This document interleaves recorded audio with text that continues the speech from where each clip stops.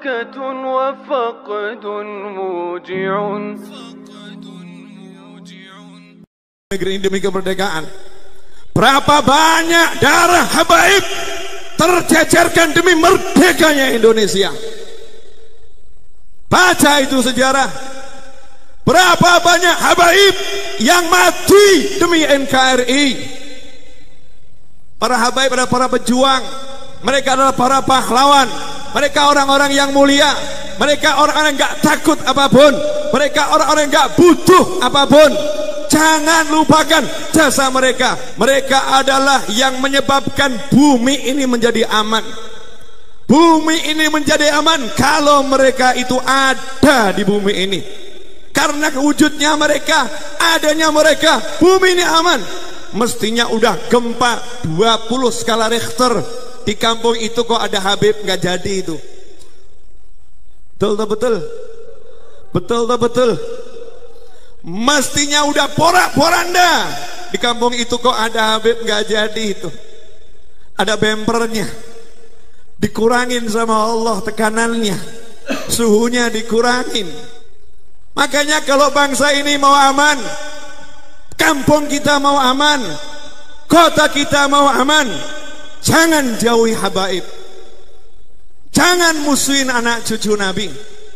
Jangan jauh-jauh dari keluarga Rasulullah SAW. Begitu keluarga Rasulullah dijauhkan, disingkirkan, dimusuhin, tunggu saja. Tunggu saja, saatnya akan tiba. Bukan manusia yang bekerja, tapi langit yang bekerja. Bisa nolong.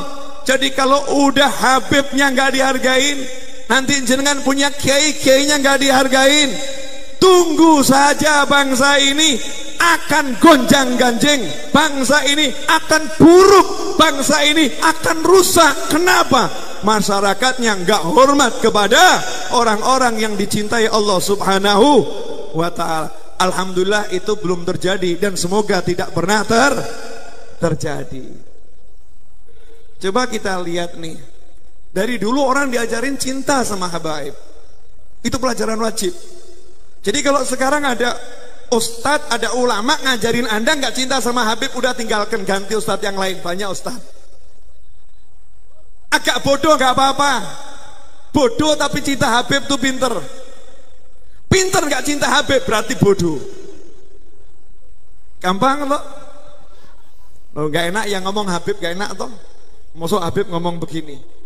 Lah karena yang lain nggak mau ngomong. Yang lain gak mau jelasin, ini wajib dijelaskan. Coba buka sejarah di negeri ini. Siapapun kiainya kalau hormat sama habaib, barokah, subhanallah.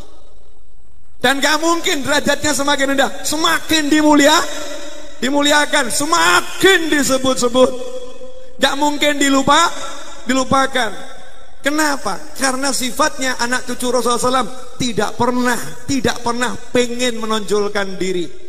Dan tidak pernah pengen melupakan jasa orang lain, dan tidak pernah pengen muliakan, tidak pernah pengen dihormati. Makan yo bareng, tidur yo seadanya.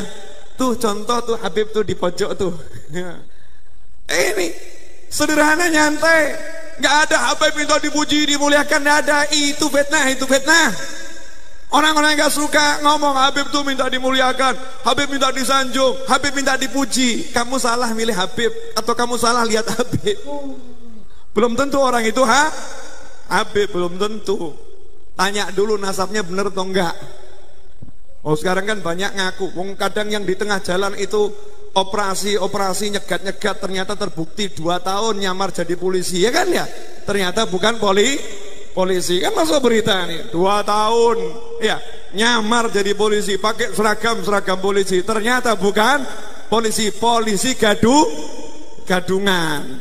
Makanya jangan mengatakan seperti itu kepada para habaib. Naudzubillah min dzalik. Ini bab penting. Mohon maaf, cinta anak cucu Nabi di Indonesia, anak cucu Nabi disebut Habib di Indonesia. Lah kalau di Mesir lain Sayyid.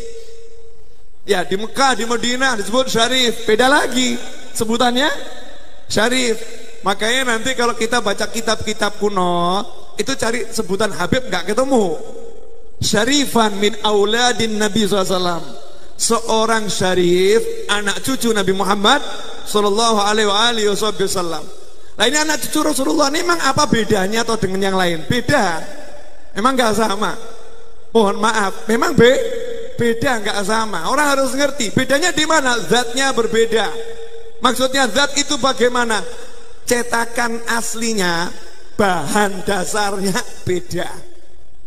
Mungkin namanya mirip jenengan. Misal ada anak cucu Nabi namanya Ahmad Purnomo Salim. Misal, oh jenengan kok namanya sama? Nama boleh sama, tapi adonannya beda. Adonannya beda bagaimana? Nah yang satu ini adalah turunan Nabi Muhammad SAW. Secara genetis gennya lain. Makanya kalau ada orang mengatakan Habib itu sama dengan yang lain, orang itu telah membodohi dirinya sendiri. Nggak sama. Nggak samanya di mana? Contoh, boleh ya? Mohon maaf saya mau belak-belakan ngomong ini karena nggak ada yang nerangkan.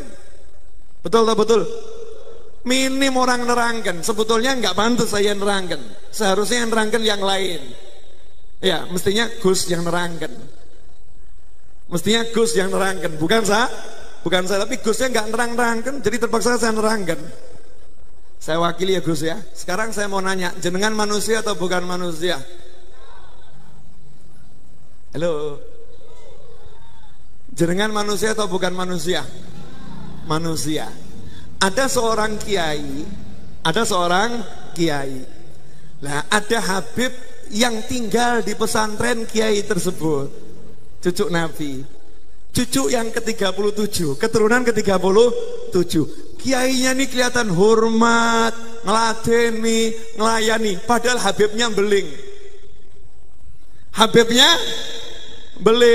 Kita tanya sama santri-santrinya, yai, kenapa sih kok jenengan merendah-rendah sama orang yang seperti ini? Lawang polanya seperti ini, tingkahnya seperti ini, ngajinya aja belum baik. Kenapa jenengan muliakan? Sementara kami yang ngajinya bagus, yang kami taat, kenapa kok biasa-biasa saja? Jawabannya, kakeknya juara 1 inter alam semesta. Kakeknya ini juara 1 inter alam semesta. Saya berharap cucunya ini bisa jadi juara seperti kakeknya. Makanya saya ladeni. Ini kiai genah atau enggak genah? Genah atau enggak genah? Lah kalau ada orang bilang kiainya enggak genah, yang enggak genah siapa? Yang bilang. Dan jenengan mau ikut yang mana? Pertanyaan saya, mau ikut yang mana? Mau ikut yang mana? Yang genah. Mohon maaf ya, ini gamblang atau enggak gamblang?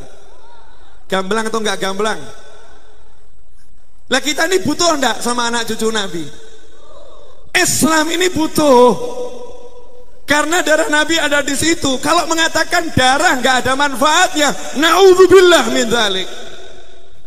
Ini akidah yang bejat kalau sampai mengatakan darahnya Rasul gak ada manfaatnya kalau perilakunya gak benar. Kuali. Kalau darah itu mesti manfaat, kalau perilaku bisa berubah-ubah. Betul kan? Hari ini baik, besok bisa jadi bejat. Hari ini bejat, besok bisa jadi baik. Tapi kalau darah gak bisa dirubah. Jangan bisa rubah golongan darah? Gak bisa. Makanya kalau kita buka di Al-Quran ini contoh biar melek. Maksud saya apa? Ayo kembali kepada jalannya kiai-kiai dulu, jalannya ulama-ulama dulu, bergandengan tangan dengan semua anak cucu Nabi Muhammad SAW. Gak ada yang menyombongkan diri sama anak cucu Nabi, walaupun ilmunya jauh lebih tinggi, tetap merendahkan diri. Dan itu bukti ketinggian ilmunya. Man tawadhu'a rafa'ahullah. Siapa merendahkan diri, Allah angkat derajatnya. Semakin hebat, dia akan semakin tidak mau merasa punya sesuatu. Jadi ukurannya gampang. Kalau ada ulama, siapapun ulamanya, kok merasa lebih hebat dari manusia yang lain, siapapun manusianya, apalagi itu cucu Nabi, berarti dia bukan ulama yang benar. Ada salah, salah, sesuatu yang salah, dan salahnya fatal. Salahnya fatal.